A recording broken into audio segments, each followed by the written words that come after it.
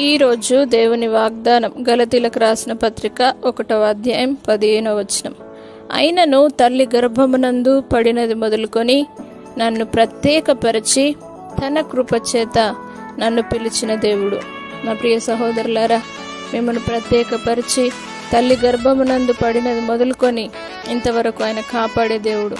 ఆయన కృపచేత మిమ్మల్ని పిలిచిన దేవుడు కాబట్టి ఆయన అరచేతిలో మీరు చెక్కబడ్డారు. ఆయన కృపను బట్టియే తల్లి గర్భమందు దేవుడు మిమ్మల్ని రూపొందించాడు. కాబట్టి నా ప్రియ సహోదరులారా, మీరు ఎవరైనా సరే దేవుని ప్రసన్నతను పొందుకొని ఆయన ప్రత్యక్షతను పొందుకొని ఆయన మిమ్మల్ని పుట్టించినాడని ఎరిగి తప్పక దేవుడు మిమ్మల్ని కృపచేత పిలిచినాడని తెలుసుకొని ఆయన సన్నిధానానికి రండి. తప్పక దేవుడు మిమ్మల్ని ఇంకా ఆశీర్వదించి అనేక మేళ్ల చేత నింపి తన కృపలో భద్రపరిచి కాపాడునుగాక.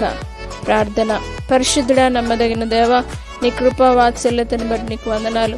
నీ కృప చేత పిలిచిన దేవుడవు, తల్లి గర్భంలో రూపింపచేసినది మీరే, ప్రత్యేకపరిచినది మీరే దేవా.